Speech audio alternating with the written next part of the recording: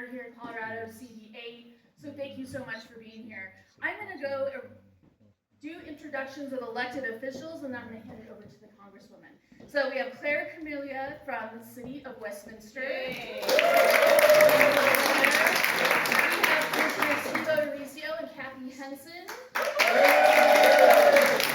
Also Julie Duran-Mullica. We have former County Commissioner Eva Henry. We have Brianna Titone here. Thank you. Making me struggle on your handwriting. We have Alexis and Marsh Holden. Yes, Alexis. James. Yes. Thank you. Devin Schaff from Broomfield. Amir from District 12. Megan Burns, North Glen. Oscar Ward, Broomfield. Becky Bean, she's the chair of the Adams County Democrats. We have our friend and mayor from Broomfield, Guyleen. Arvada, thank you, Arvada. We have Randy Mormon, City Council, and Mayor Lauren Simpson. Thank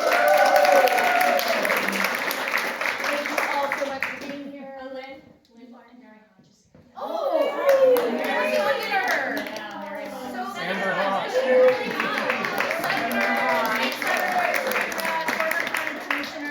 My good friend. I also thank you, Mary Hodge. She's been my rep for. And then Amber Hawk from Amber Hawk. Mary Hodge, Amber Hawk. Who else? Paloma Del Video. Who's that? Hey, Paloma. Okay, thank you so much. And the Western Slope. Western Slope. Oh, cool. Liz Smith. Okay. All right. Well, hi everybody. Welcome. Hey, so good to see everybody. It is no surprise that there are people up and down from city council, county commissioners, state legislators across Colorado, and I'm proud to be here as well supporting Emma. It's reflective of how much she supports all of us, making sure the Democrats win up and down the ticket, and not just getting across the finish line herself from city council, running for county commissioner, but helping all of us every step of the way. It is also no surprise that we see so many of our union friends here who are supporting Emma.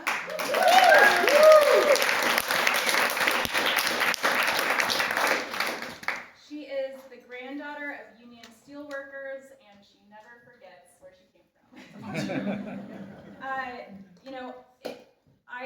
We started late because of me. This is one of the days where I, as a mom, had a collision of everything going wrong at the same time. So that's why you're probably like, are we going to speak ever? I'm so grateful I still get to be here to talk about Emma. I first met her when she was running. She was going to step up to run for city council. And she was so nervous about the race, and she was in Emerge. And we sat down at a coffee shop, and we came up with her campaign plan. And we came up with her field strategy and her targeting and what she was going to do to win.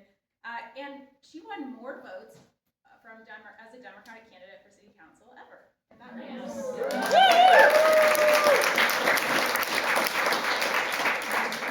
Show off. But that's when I got to know a little bit more about Emma as a human being. From losing her parents at a young age, what she did to step in for her sister, her family, what the community did to support them in such difficult times, and really what motivates her to fight for others. And so it's such an honor. I actually recently saw her. I was at a Brandy Carlisle show, and who else was in the room? Yes. And you have good people when you see them at the Brandy Carlisle show. No surprise. But Emma she's in this for all the right reasons. She is dedicated to making sure that the most vulnerable are not continuing to be left behind. And when I look at what's happening at the federal level, I know this is such a scary time for all of us, and I know it's great to see friends because we can laugh and smile and be there for each other. But we're going to have a really fucked up road ahead. And we need local and county leaders, school board members, all the people who are here who are going to be essential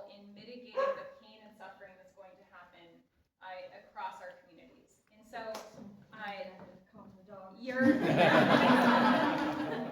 and so when we fight for people, when we support them to run for office, we don't know the 1,000 things that are going to come up along the way, the decisions they're going to have to make, but we know the values and the person that Emma is, and we know her history. We know that she's the person we trust to fight for our future. So thank you all for being here and stepping up. It's so good to smile in such a terrible time and to celebrate the people that give us hope and inspire us to believe in the future and to keep fighting. So thank you all for supporting her. I know you've already donated, but we're going to continue to do that. She's getting an early start. We're going to elect Democrats up and down the ticket right now. A lot of people were leaving to canvass. So how many people are going to sign up for a GOTV shift? All right. And it's going to be reflective of what's to come in the next election, and we're going to sprint to the finish line. We are going to take back the U.S. House. We're going to elect Emma Pinter and all of the amazing Democrats who are here. So thank you all for being here. It's so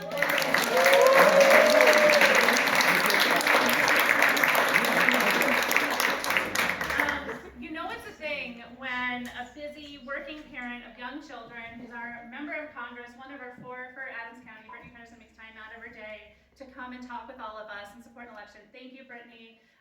Let's give her a round of applause.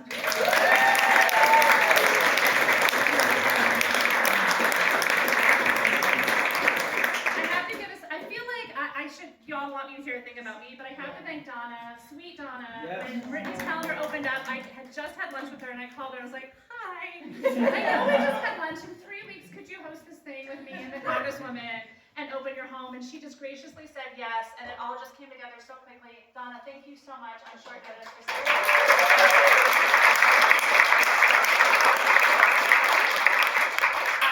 so many of you have helped me, and I feel like I'm starting with such a place of gratitude. I'm looking at a room of people who we've knocked doors together.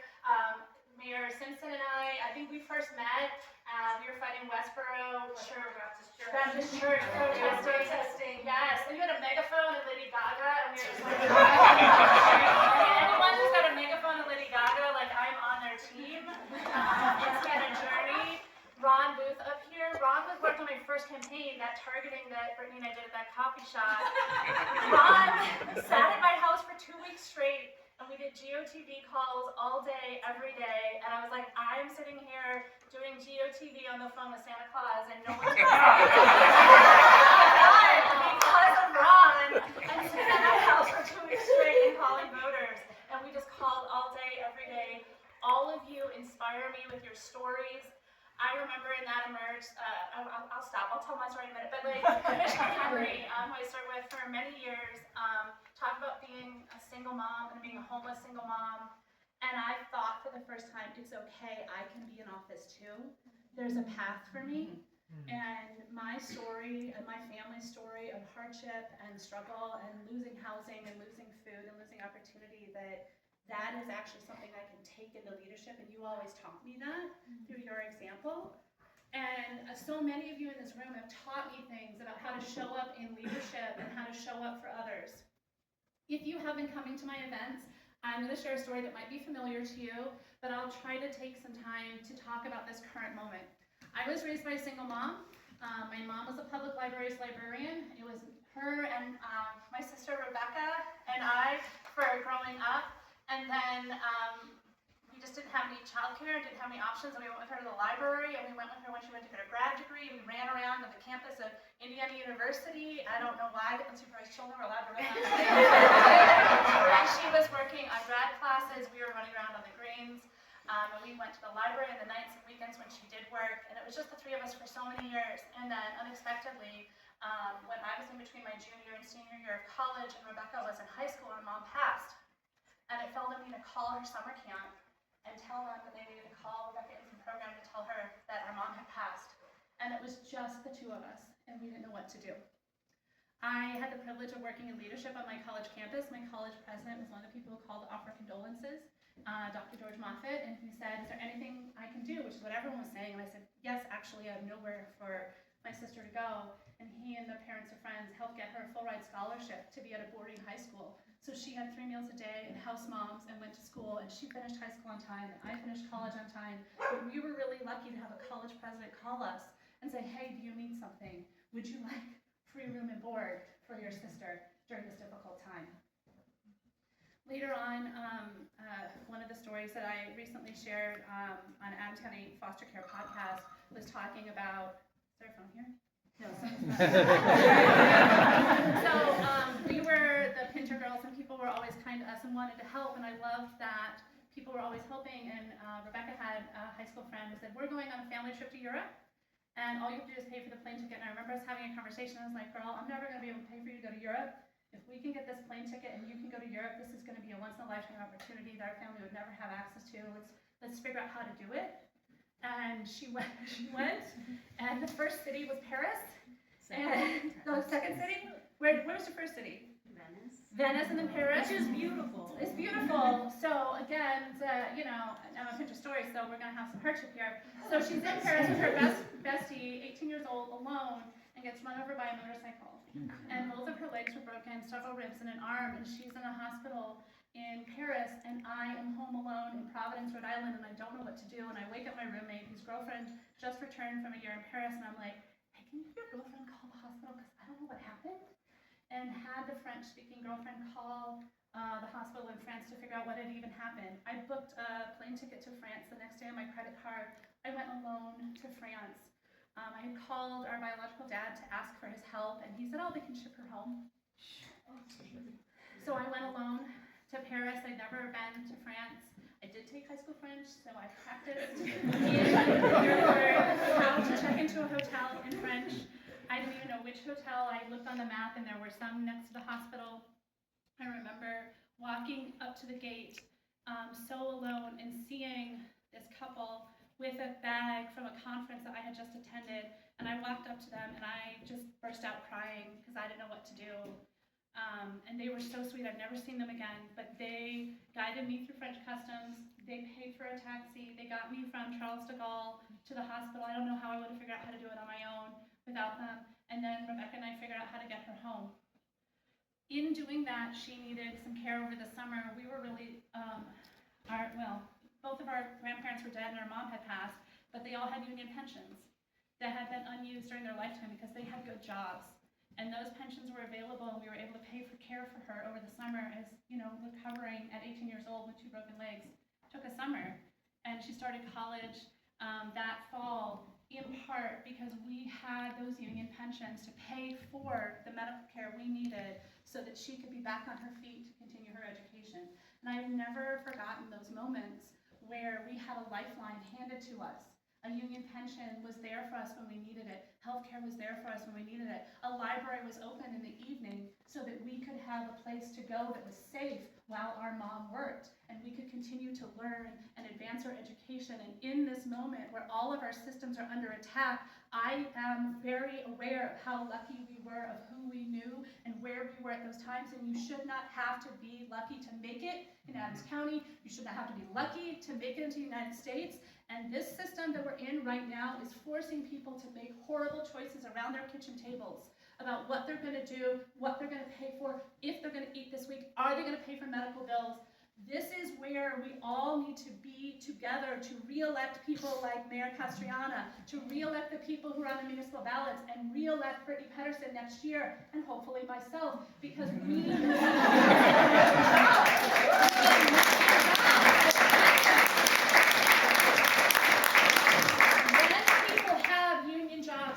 and a living wage, they can make it through these crises. They have a lifeline.